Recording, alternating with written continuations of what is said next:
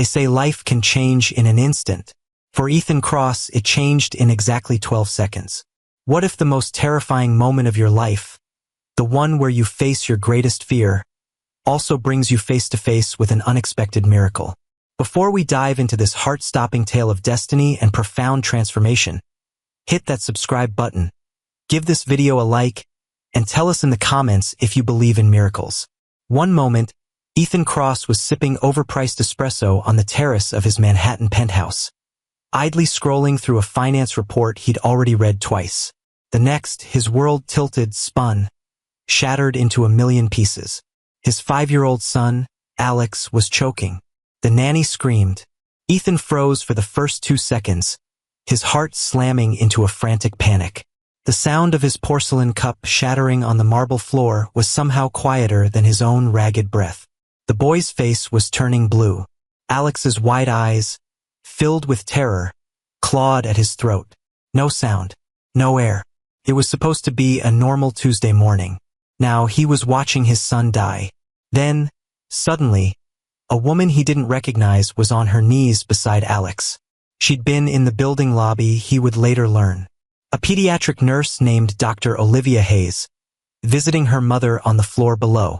She heard the frantic screams from the hallway, burst into the apartment without asking, and dropped to her knees with terrifying, clinical calm. 911 is on the way, someone stammered, frantically dialing. But Olivia didn't wait. She positioned herself behind Alex and began the Heimlich maneuver. Quick, sharp, focused. 1, 2, 3 thrusts, then a violent gag. A small, colorful piece of candy hit the polished floor. Alex gasped, cried, breathed. The air rushed back into Ethan's own lungs. 2. A gasping, ragged relief. The room erupted. Relief, sobs, applause. But Ethan didn't move. He just stared at the woman on the floor, who gently cradled his son's head and whispered, "You're okay, buddy. You're safe. You're okay." In that moment, she wasn't just a stranger. She was a miracle. Olivia didn't wait for thanks. When the paramedics arrived and Alex was declared stable, she calmly gave her name and credentials, scribbled a few concise notes for the ER team, and stood to leave. Ethan, finally shaking off his shock, stepped in her way. "Wait." She turned, her expression tired, but polite. "Yes, Mr. Cross? How do you know who I am?" he asked, startled. She gave a soft, knowing smile. "You own the building. You're constantly on the news. You donated $1 million to Sloan Pediatrics last year." He blinked, surprised by her detailed knowledge. She added, "Good cause. Poor follow-through." His brows rose in a sharp arch. "You didn't visit the wing. You didn't meet the kids. You just signed the check and left." His jaw tensed. "And how do you know that?" "I work there." Olivia turned to go, a quiet resolve in her posture. He stepped forward again, blocking her path. "Let me thank you properly." "You already did." "No," he insisted, his voice raw with a sincerity that surprised even himself. "I mean it. Dinner. Anything." She paused, then truly looked at him. Ethan Cross, CEO of Cross Global, Forbes cover darling, widowed, emotionally unavailable billionaire with a sharp jaw and an even sharper tongue. "I'm not a story you can turn into a headline," she said, her voice even. "I'm not asking for a story," he replied, his gaze unwavering. Their eyes held for a beat too long, a silent acknowledgement of something more, something undefined. Then she left, leaving him alone in the quiet apartment, the echo of her words lingering in the air. What do you think of Olivia's blunt honesty? And what is the true meaning behind Ethan's sudden desire to properly thank her? Share your thoughts in the comments below. If this intriguing encounter has captivated you, don't forget to like this video and subscribe to our channel for the next part of this extraordinary story. The next day, Ethan found her. He'd had his team track down where she worked, Eastbrook Medical, Pediatric Trauma Unit.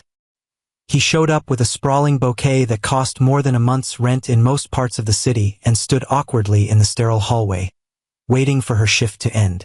She looked at the flowers, then at him, a dry amusement in her eyes. That's a ridiculous number of roses. They said it was romantic, Ethan admitted, a faint blush rising to his neck. We're not dating. Yet, Ethan countered, a rare, playful glint in his gaze. She shook her head, a small smile playing on her lips, but she didn't walk away. Started slow. Lunch in the bustling hospital cafeteria. Coffee before her shifts, shared in the quiet dawn of the city. Text messages exchanged between high-stakes meetings and late-night hospital rounds, not overtly flirty yet, but filled with a growing, undeniable meaning. She challenged him, relentlessly calling him out when he dodged emotion, when he retreated behind his corporate facade. And somehow she made him laugh genuinely, openly, in a way no one else could. Alex, his 5-year-old son, adored her. He asked for her by name, drew countless pictures of her with imaginary sparkles in her hair, always beaming. She wasn't impressed by his money. She didn't care about his vast reputation. And maybe, just maybe, that's precisely why Ethan found himself utterly unable to stay away. What profound impact do you think Olivia's presence is having on Ethan and Alex? And what does it truly mean to find happiness after profound loss? Share your insights in the comments below. If this story of an unexpected connection is touching your heart, don't forget to like this video and subscribe to our channel for the next part of their extraordinary journey. One night, after Alex was finally asleep, Olivia came over. Not for dinner, not for a date, just to talk. Ethan poured them both wine, the amber liquid swirling in their glasses. They sat on the balcony of his penthouse, the city breathing around them, its million lights a distant, glittering carpet. Why do you always act like you're fine when you're clearly not? She asked, her voice soft but direct, cutting through the silence. He looked at her, truly seeing her. My wife, Sarah, died 5 years ago, he said, the words heavy with unspoken grief. And I still don't know how to grieve without feeling like I'm betraying her memory. Olivia's expression softened, a shared understanding in her eyes. I know what it's like to lose someone too soon. Who did you lose? He asked, surprised. She hesitated, her gaze distant for a moment. My brother, Michael. Cancer. He was 9. A profound silence settled between them, a quiet testament to shared loss. Is that why you became a pediatric nurse? He asked, the connection dawning on him. It's why I learned to breathe again. Later that night, as she stood to leave, a fragile hope in his voice, he asked, Stay. She turned, her eyes questioning. Why? Because for the first time in a long time, Ethan confessed, his voice raw with vulnerability. I don't feel like I'm just surviving. I feel alive. Olivia didn't answer with words. She simply walked to him, stepped into his space, and kissed him. Slow, real, and utterly honest. Peace never lasts long in stories like this. 2 days after their first kiss, Olivia received a call from the hospital board. An anonymous complaint. The voice on the other end said, regarding improper boundaries with a patient's family. Ethan was livid. He immediately offered his top lawyers unlimited money, all his considerable influence. But Olivia declined it all. I can fight my own battles, Ethan, she said, her voice firm, resolute. But it's my fault, he argued, the words raw with frustration. No, she replied, her gaze unwavering. It's my choice. Her eyes held his, a silent challenge. But if I lose this job, Ethan, we're done. Why? He asked, bewildered. Because I won't let myself become dependent on you. That night, he lay awake, staring at the polished ceiling of his penthouse, wondering how love could feel so right and so impossible at the same time. Ethan Cross had fought wars on Wall Street. He'd faced down ruthless CEOs, defiant senators, and scandal-hungry journalists. But nothing felt as personal, or as utterly helpless, as watching Olivia walk into a closed-door disciplinary hearing with her career on the line, knowing there wasn't a single dollar he could spend to fix it without making everything worse. He waited outside the boardroom for over an hour, pacing the hushed hallway, the silence pressing in on him. When she finally emerged, her face was unreadable, a mask of quiet resolve. Well? He asked, his stomach tightening with dread. They're suspending me, she said, her voice flat, devoid of emotion. Without pay, pending further review. On what grounds? His own voice was sharp, laced with fury. Violation of professional boundaries with the parent of a minor patient. That's absurd. You saved my son. I broke the rules, Ethan. You saved my son. I still crossed a line. She didn't cry, didn't raise her voice. She just stood there in the silent hallway, hands tucked into the pockets of her scrubs, like someone who knew exactly what it cost to be right and still lose everything. I'll fix this, he said, stepping closer, reaching for her. No, she replied, her voice softer now, but with an iron will beneath it. You'll respect that this is mine to fight. Ethan, she emphasized, her eyes holding his. I mean it.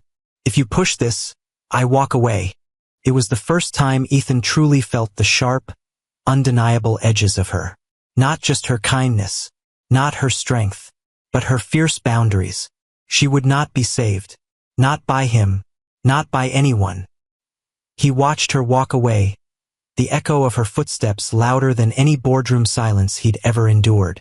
What do you think is the true meaning behind Olivia's unwavering boundaries?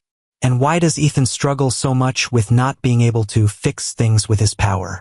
Share your insights in the comments below. If this story of an independent spirit challenging powerful expectations is captivating you, don't forget to like this video and subscribe to our channel for the next part of their dramatic journey. Alex asked about Olivia that night. Is Dr. Olivia mad at us? No, buddy. Ethan lied, the word catching in his throat. Is she coming back? Alex's hopeful eyes pierced him. Ethan didn't have an answer, so he lied. She will. 3 weeks passed. No contact. Olivia had vanished into the quiet. Ethan buried himself in work, relentlessly trying to forget the curve of her smile, the fresh scent of her shampoo, the way she bit her lip when she was thinking through something complicated. But she was everywhere.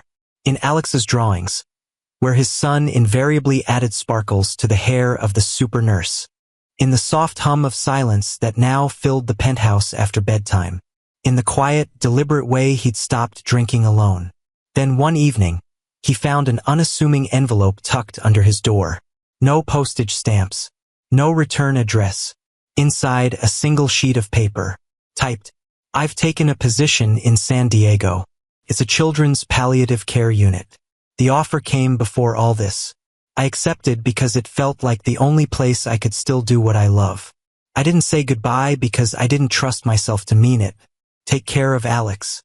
And thank you for making me believe I could still feel something. Oh, Ethan sat down hard, his heart hollowed out by her words. She was gone. Just like that. He booked a flight the next morning. Not to chase her, not in anger or pursuit, but simply to think, to breathe, to understand. He took Alex with him. They went to the secluded cabin in Vermont, a place he hadn't visited since before his wife, Sarah, died.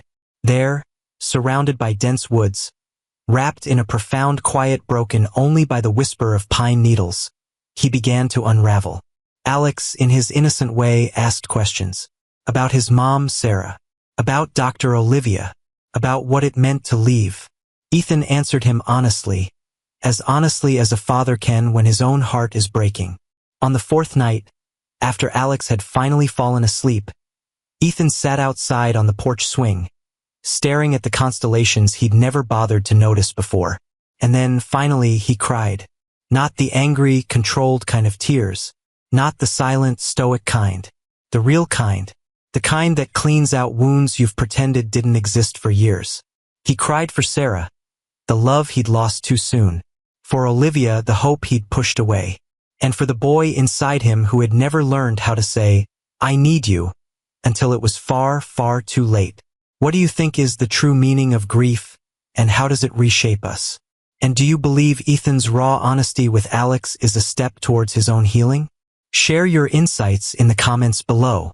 If this story of profound loss and the first steps towards healing resonates with you, don't forget to like this video and subscribe to our channel for the next part of their journey. Mình sẽ tiếp tục với phần 5 ngay bây giờ nhé. Okay. Show thinking. Here's part 5 of your story. Part 5. A drawing, a hopeful return. Back in the city, Olivia settled into her new life. The San Diego Palliative Care Unit was smaller, quieter, less chaotic than the trauma unit. More heartbreak, certainly, but it felt honest, raw, and true. She missed Alex most of all. She dreamed of him sometimes.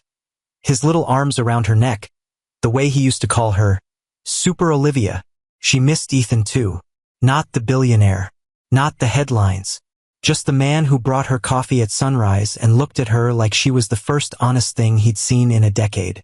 Then one afternoon, walking past a small bookstore near the hospital, she stopped dead. Taped to the front window was a child's drawing. It was Alex's. She knew the art style instantly. The crooked trees, the whimsical rocket ship, the bright, uninhibited colors. And beneath it, in shaky block letters, for Olivia, come home. Her chest cracked open. A wave of emotion so powerful it stole her breath. She stepped inside, heart racing, scanning every face. He wasn't there. Not Alex. Not Ethan. But behind the counter, the clerk smiled knowingly. You're Olivia? She nodded, barely holding herself together. The clerk handed her an envelope. Inside, a single handwritten letter. You told me not to chase you, it began, in Ethan's familiar, elegant script. So I didn't. But I needed you to know. Alex hasn't stopped asking for you. And I haven't stopped hoping you'd forgive me for being someone you had to walk away from. We're in Vermont for the next 2 weeks. The cabin address is on the back of this letter. There's no pressure. Just an open door. Love, E. She stood in the bookstore for a long, timeless moment, the letter clutched in her hand, her pulse shaking, her heart, dormant for so long, slowly, painfully, waking up. What do you think is the true meaning of an open door when so much has been lost? And how will Olivia overcome her fear to step through it? Share your insights in the comments below. If this story of second chances and profound emotional awakening is gripping you, don't forget to like this video and subscribe to our channel for the next heartwarming chapter. Olivia didn't decide right away. She held the letter for a full day, tucking it into the pocket of her coat, unfolding it a dozen times, rereading it every time the fear in her chest got too loud. She told herself it wasn't a good idea, that going to Vermont would only reopen something that was already bleeding. But there was a drawing taped to the front window of a bookstore 3,000 miles from Manhattan, made by a 5-year-old boy who still called her his favorite person. And that mattered. It mattered more than pride, more than fear, more than the pieces of her heart she had tried to patch together on her own. She packed a small bag, told her new supervisor she needed a few days, booked a last-minute flight to Burlington, rented a car, and drove through a fog-draped countryside with the windows cracked and the heater on full blast. Vermont was colder than she remembered. Or maybe she just felt smaller inside the vast, hushed silence. The cabin was tucked into the very edge of a dense pine forest, perched above a quiet, mirror-smooth lake. When she stepped onto the porch, suitcase in hand, she didn't know what to expect. Ethan opened the door before she could even knock. For a moment, neither of them spoke, the air thick with unspoken emotions. Then Alex's voice, a joyful shout, broke the tension. Olivia! He barreled into her legs, nearly knocking her over. She dropped to her knees, hugging him so tightly he squealed with delight. I missed you, he said, his voice muffled against her shoulder. I missed you too, buddy, she responded, tears welling in her eyes. Ethan watched from the doorway, one hand on the frame, like he needed to ground himself against the surreal reality of her return. You came, he said softly, his voice filled with a raw, unadulterated hope. Olivia stood, nodding once. You said there'd be an open door. There always will be. The first night they said little. Alex proudly showed her his new drawings. Olivia helped him with a complicated puzzle, their heads bent close. Ethan cooked badly, but she ate every bite, grateful for the simple domesticity. He lit a fire in the hearth, and they sat there quietly, the kind of silence that feels earned. a comfort born from shared vulnerability. Later, after Alex went to bed, Olivia stepped onto the porch, drawn by the quiet beauty of the moonlit forest. Ethan followed, his presence a warm, reassuring shadow. "You didn't have to come," he said. "I know. Why did you?" She looked out at the towering trees, her gaze distant. "Because I couldn't stop hearing your son's laugh in my dreams. And because your letter didn't ask for forgiveness. It just offered a door." Ethan swallowed hard, his throat tight. "And do I get forgiveness?" "Not all at once," she responded softly, turning to face him. "But I wouldn't be here if I didn't want to try." They talked for hours, about everything and nothing. Ethan told her about Sarah's favorite song, a melancholic Chopin piece she used to play. Olivia told him how she still kept Michael's worn baseball glove in her closet. They didn't touch. They didn't need to. Just sitting beside each other felt like enough. The next morning, Olivia woke to the intoxicating smell of pancakes and the sound of laughter. She followed the joyful noise to the kitchen. Alex was on a stool, perched precariously, attempting to flip pancakes with Ethan's help. Batter was everywhere, on the counter, on their clothes, even on Alex's cheek. "Daddy said he's trying to be domestic," Alex announced proudly. Ethan smirked, a smudge of flour on his nose. "Failing spectacularly." Olivia smiled, a soft, genuine smile that reached her eyes. "You're not failing." She didn't mean the pancakes. He knew that. They stayed 4 days, allowing the cabin's quiet solitude to wrap around them, healing unseen wounds. On the third night, as the fire in the hearth burned low, Ethan handed her a wrapped package. "I wanted to give you something," he said, his voice soft. "But it's not jewelry, or flowers, or anything that costs more than $15. Inside, nestled simply, was a leather-bound journal. The first page read, "Things I never said, but should have." It was filled with short, raw entries, moments, feelings, profound regrets, and fragile hopes. The last page was blank, save for one line at the top. "If you're reading this, I love you." Olivia traced the words with her fingers, her breath catching. "I'm scared," she whispered, the honesty a painful admission.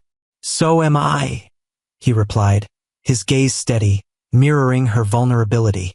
"But I've lived enough years building empires. I want to spend the rest building something real." She looked at him, truly seeing the earnest desire in his eyes, the man beneath the polished facade. And this time she didn't hold back. She leaned in and kissed him, slowly, deeply, like she had been waiting her whole life to be met halfway. What profound shift has occurred in Ethan's priorities? And how does Olivia's courage inspire him to build something truly meaningful? Share your insights in the comments below. If this story of an unexpected love blooming from the ashes of grief is touching your heart, don't forget to like this video and subscribe to our channel for the next heartwarming chapter. That night, after Alex was asleep, nestled safely in his new bed in the cabin, Ethan pulled a small velvet box from the drawer by the bedside. Olivia's breath hitched, her heart leaping. "No," he said quickly, guessing her thought, a gentle smile on his lips. "Not that." He opened the box. Inside, gleaming softly, was a single silver key. "To the cabin?" she asked, bewildered. "To the next chapter," he clarified, his voice filled with a quiet promise. "Wherever we write it." She took it, closing her hand around the small metallic shape, feeling the immense weight of its symbolism. "I'm ready," she whispered. They didn't rush back to Manhattan. They let the forest hold them a little longer. Let the quiet stretch until it transformed into a profound, healing peace. They read stories by the crackling fire, cooked badly and laughed loudly, their joy echoing through the wooden beams. They fell in love, not like a sudden violent crash, but like a sunrise, slow, certain, undeniable, warming them from the inside out. They returned to Manhattan in early spring, the city shedding its winter skin beneath a veil of early blooms and golden light. Olivia moved into Ethan's penthouse, not because he asked, but because one evening she brought over a small bag and simply never took it back. Her scrubs began appearing in his laundry, Her favorite mug claimed a spot beside his on the kitchen shelf, and Alex, his 5-year-old son, began referring to her room as Mom's room, without hesitation or instruction. The word terrified Olivia. That weight, that profound expectation. But it warmed her too because he meant it genuinely, naturally. And Ethan never corrected him. He just smiled, a quiet, reverent expression, like he couldn't believe this precious second chance had miraculously landed in his lap. Olivia started working again, part-time, at a non-profit children's clinic downtown. It wasn't the high-stakes pediatric trauma unit she'd left behind, but it felt good, felt clean, felt impactful. And, most importantly, it was entirely hers. She made her own rules this time, drew her own lines. Her identity no longer hung on a hospital badge or defined by sacrifice. She was meticulously building a life. One with boundaries. One with balance. Then came the gala. A prestigious benefit for pediatric mental health, hosted at one of Ethan's sleek downtown properties. He insisted Olivia attend, not merely as his date, but as the evening's keynote speaker. They asked for someone who's lived it on both sides, he said, his eyes earnest. And you're the only person I trust with that kind of truth. Olivia hesitated. Public speaking wasn't her thing. Spotlights weren't her thing. Standing in front of a ballroom full of powerful billionaires, cunning politicians, and perfectly polished, impossibly elegant women? Definitely not her thing. But she said yes anyway, because growth, she knew, often comes wrapped in discomfort. That night, she wore a navy satin gown, and a borrowed courage that shimmered like the fabric. Ethan watched her from across the vast, glittering room like he was seeing something truly sacred, his gaze unwavering, filled with profound reverence. What do you think is the true power of sharing one's authentic story, especially after profound struggle? And how will Olivia's vulnerability resonate with such a powerful audience? Share your insights in the comments below. If this story of courage and stepping into one's truth is inspiring you, don't forget to like this video and subscribe to our channel for the next pivotal chapter. Olivia stepped onto the stage, her navy satin gown shimmering under the bright lights. Her voice trembled for only the first 5 seconds, a fragile human tremor. Then, she anchored herself, finding strength in the unwavering gazes of Ethan and Alex in the front row. I'm not here to tell you about statistics, she began, her voice steady and clear. You can read those in the program. I'm here to talk about the moments between the emergencies, the quiet heartbreaks, the impossible choices, the children who survive, the ones who don't, and the people who carry them anyway. A profound silence fell over the room, held like a collective breath. I've been in trauma rooms. I've held hands during chemo.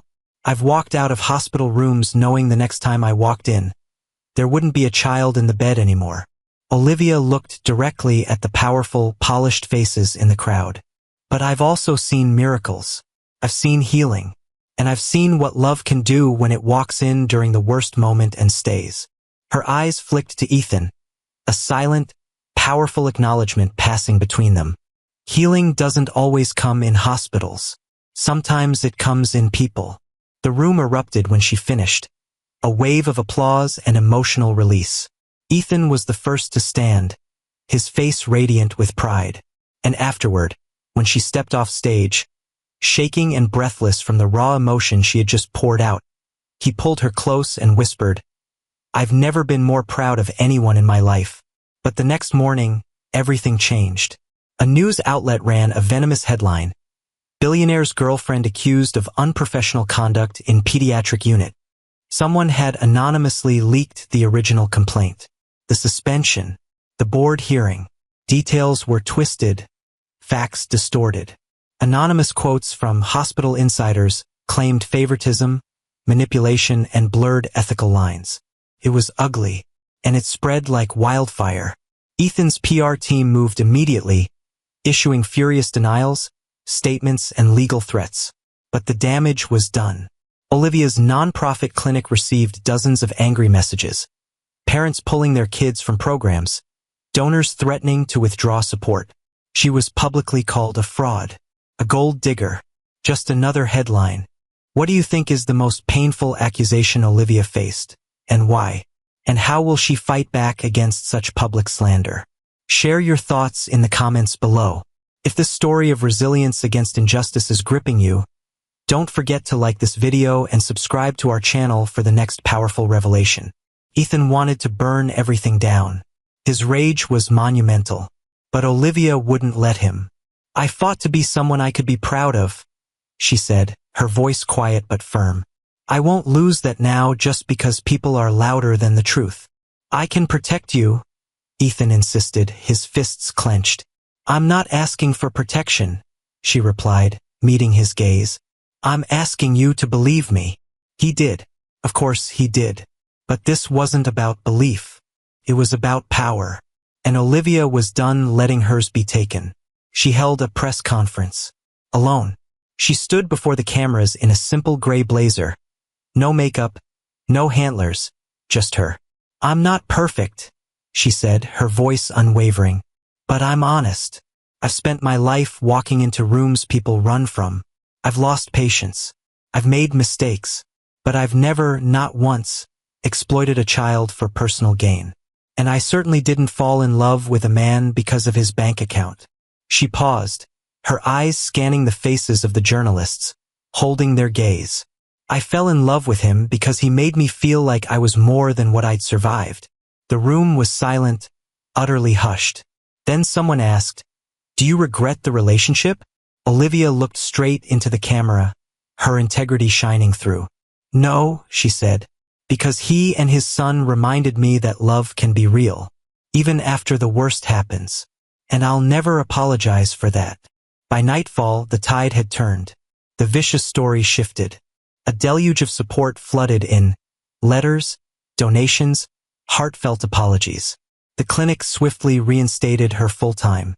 The hospital board issued a public apology. The people who mattered knew the truth. That night, as the city lights twinkled beneath them, Ethan took Olivia's hand, drawing her onto the rooftop of their building. "You didn't just save Alex," he said, his voice raw with emotion. "You saved me too." He dropped to one knee, a simple, heartfelt gesture. No velvet box, no meticulously prepared speech. Just a small gold ring, held between two fingers, shining softly in the dim light. "Marry me, Olivia Hayes." Olivia's breath caught, a choked laugh escaping her lips, tears streaming down her face. "Say that again," she whispered, her voice barely audible. "Just once, so I know it's real." "Marry me," he repeated, his voice unwavering, filled with absolute certainty. She nodded, a single joyful tear tracing a path down her cheek. "Yeah, I will. Yes." Ethan let out a breath he hadn't realized he was holding, slipping the ring onto her finger before pulling her into the deepest, most heartfelt kiss of his life. And in that moment, as his lips met hers, Nicholas Carter knew. He had finally found something worth more than all the money in the world. Their wedding 1 year later was a dream, not because of a grand venue or extravagant details, but because it was real. When Olivia walked down the aisle, her eyes locked on his, Ethan knew he had never been more certain of anything in his life. But beyond the wedding, what mattered most was what they built together. With Olivia's fierce passion and Ethan's immense resources, they launched the Hayes Cross Initiative, a program dedicated to helping young women build their careers in business, providing them with the mentorship and opportunities that Olivia had once fought so hard to earn on her own. Their days were filled with profound purpose. Their nights were filled with laughter, quiet conversations, and a love that grew deeper with every shared breath. And every morning, when Ethan woke up next to the woman who had utterly changed his life, he knew he had finally found something money could never buy: happiness, unwavering love, and a future worth everything. They spent their honeymoon in Italy. Alex came too, of course. It wasn't a conventional start to a marriage, but then, neither of them had lived conventional lives. They walked along cobbled streets in Florence, shared gooey gelato in Venice, and danced barefoot under the stars in the gardens of a small villa overlooking the coast. Olivia laughed more in those 2 weeks than she had in the last decade, her joy a symphony Ethan silently memorized. And at night, With Alex asleep in the next room, they whispered promises to each other beneath soft sheets and open windows. Not perfect, but real. Always real. This is the final part of your story. Then came the call. Late one afternoon, back in Manhattan, as the city groaned beneath the oppressive summer heat, Olivia stepped into her clinic for a regular shift and was met by her director. "There's something you should see," the woman said, handing her an unmarked envelope. Inside, a printed article draft. Unpublished. The title screamed, "The Nurse, the Billionaire, and the Other Son." Olivia's heart stopped. The article claimed Ethan had a second child. A son born of an affair during his marriage to Sarah, now living abroad. The piece insinuated Olivia had agreed to marry him only after discovering this information, as part of a quiet arrangement to keep the story from going public. It was a lie, a cruel, precise one, but it felt deeply personal, because someone had gone digging. Too deep, too close. That night, Olivia asked him, "Ethan, is there something I don't know?" He stared at her, stunned. "No," he said slowly. "There's no other child, no hidden life. I swear to you." Her voice was quiet. "Then why does this feel so specific?" He sat down, then exhaled something heavy, a truth held captive for years. "There was someone, before you, after Sarah died. It wasn't serious, but she told me she was pregnant a few weeks before she disappeared. I hired a private investigator. She'd left the country. I never confirmed anything." He looked up, his eyes raw. Then came the call. Late one afternoon, back in Manhattan, as the city groaned beneath the oppressive summer heat, Olivia stepped into her clinic for a regular shift and was met by her director. "There's something you should see," the woman said, handing her an unmarked envelope. Inside, a printed article draft. Unpublished. The title screamed, "The Nurse, the Billionaire, and the Other Son." Olivia's heart stopped. The article claimed Ethan had a second child. A son born of an affair during his marriage to Sarah, now living abroad. The piece insinuated Olivia had agreed to marry him only after discovering this information, as part of a quiet arrangement to keep the story from going public. It was a lie, a cruel, precise one, but it felt deeply personal, because someone had gone digging. Too deep, too close. That night, Olivia asked him, "Ethan, is there something I don't know?" He stared at her, stunned. "No," he said slowly. "There's no other child, no hidden life. I swear to you." Her voice was quiet. "Then why does this feel so specific?" He sat down, then exhaled something heavy, a truth held captive for years. "There was someone, before you, after Sarah died. It wasn't serious, but she told me she was pregnant a few weeks before she disappeared. I hired a private investigator. She'd left the country. I never confirmed anything." He looked up, his eyes raw. "I haven't told anyone, not even my lawyers, because I didn't want to chase ghosts." Olivia stood still. "Ethan, if there's even a chance." "I know." Silence filled the room. Then she asked, quietly, "What would you do if it were true?" He didn't hesitate. "I'd find him. I'd bring him home." The story leaked within days. Not the full, drafted article, but a headline, a whisper, a grainy photograph of Ethan exiting a building he hadn't entered in years. The media ran with it. Cross scandal buried by marriage? Olivia kept her head down. She went to work. She loved Alex, but she felt the shift. On the street, in the grocery store, even at the clinic, where some parents looked at her like they weren't sure whether to admire or judge her. Ethan stayed silent publicly, fiercely protecting Olivia. Privately, he searched. Within a week, he had a name, Leo, 6 years old, living in Marseille, France, with a woman who'd changed her name and refused contact with anyone from her past. And a DNA test confirmed it. He was Ethan's son. Olivia read the report in silence, then looked at Ethan. "So what now?" "I go get him." She nodded. "I'm coming with you." Marseille was warm and quiet. The streets buzzed with summer markets and music. But Olivia could see the tension in Ethan's shoulders as they stood outside the small yellow house on the hillside. The door opened slowly. The woman who stood there was thinner than the photo, tired in the eyes, guarded. And behind her, a boy, dark curls, big serious eyes. He looked like Alex. Ethan stepped forward. I'm not here to fight you. I just want to meet him.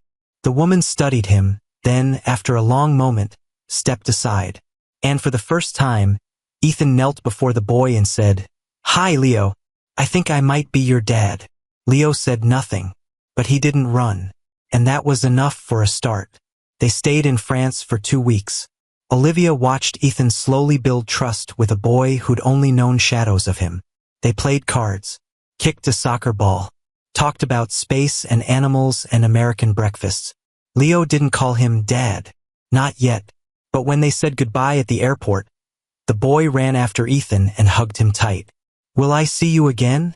He asked. Ethan knelt. I promise.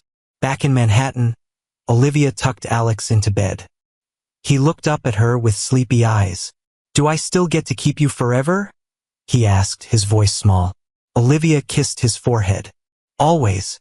But that night, as she lay beside Ethan, he whispered something into the dark. Do you ever think this is too much for you? Olivia turned to face him, her heart overflowing. No, she said. I think life finally stopped taking and started giving. He reached for her hand beneath the covers. And I think we're just getting started. 6 months later, the Manhattan townhouse felt different. Louder, warmer, lived in. Leo was moving in. It had taken time, months of paperwork, therapy, meetings with lawyers and mediators. But Ethan had been patient, gentle, present, and Leo had responded. He still didn't call Ethan Dad, but he called him when he had a nightmare. And that meant more. Olivia, meanwhile, had become the quiet, steady center of the house. She didn't push. She listened. She gave Leo space, and he, in turn, gave her his cautious trust. Alex adjusted fast, faster than anyone expected. He told everyone he had a bonus brother, and he liked that Leo was good at Legos but bad at Mario Kart. The boys were different. One loud and imaginative, the other cautious, careful. But somehow, beautifully, they worked, just like the two people raising them. Olivia stepped into her clinic role full-time again. But this time, it wasn't about proving anything. She focused on community programs, bringing vital care to children without access. She started a scholarship in Michael's name, her late brother's. Ethan matched every donation, but only after asking her permission. She'd earned that kind of respect. He knew better now. In late fall, as the leaves fell and the holidays approached, Ethan planned something quiet. No press. No spectacle. Just family. He brought Olivia back to the Vermont cabin one weekend. Just the two of them. They hiked, talked, held each other. And on the final night, beneath the canopy of a million stars, he surprised her with a second ring. Simple, elegant, engraved inside with the words, Not because I lost, but because I found. Olivia didn't cry this time. She just smiled, kissed him slowly, and whispered, Forever. They didn't need a second wedding. They had a second life. And that was enough. Months later, Olivia found out she was pregnant. She sat with the test in the bathroom for 20 minutes. Stunned. Not scared. Just overwhelmed by the sheer joy. Ethan walked in, saw her face, and immediately dropped to his knees. Are you okay? He asked. She nodded, silent, then handed him the test. His eyes widened, then filled with tears. He held her for a long, quiet moment, whispering, You're incredible, over and over until she believed it too. They told the boys together. Alex screamed with joy, throwing his arms around them both. Leo didn't say anything at first, just went quiet. Later that night, Olivia found him sitting alone on the stairs. You okay? He looked up. I don't know how to be a big brother. She sat beside him. Neither did Alex. Neither did I when I had my brother. You don't have to be perfect, Leo. You just have to be you. That's enough. He leaned into her shoulder. Do I still get to stay? Her throat tightened. She looked him in the eyes, her voice filled with unwavering love. You're not going anywhere. When their daughter was born, they named her Elena, after Olivia's mother. Leo held her first. Alex sang to her, off-key but full of love. Ethan cried harder than anyone, tears of pure, unadulterated joy. And Olivia, she just watched the life she never imagined unfold around her, piece by piece, like the final perfect snap of a complex puzzle.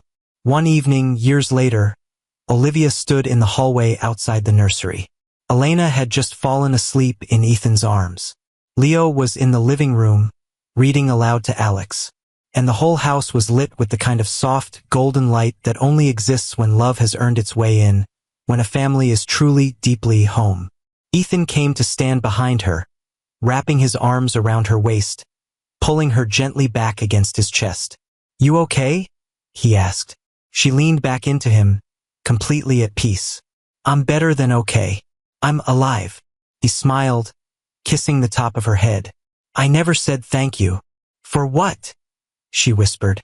"For saving Alex. For saving me." She turned in his arms, her eyes meeting his.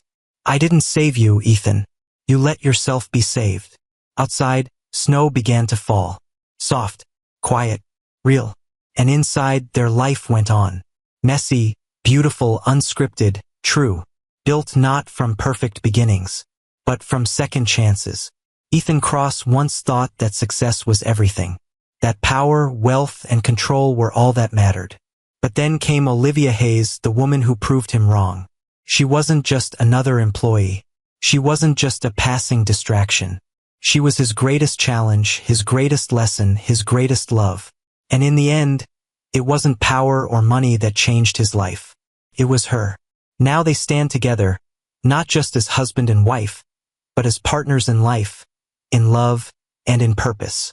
Because love isn't just about finding someone, it's about choosing them every single day.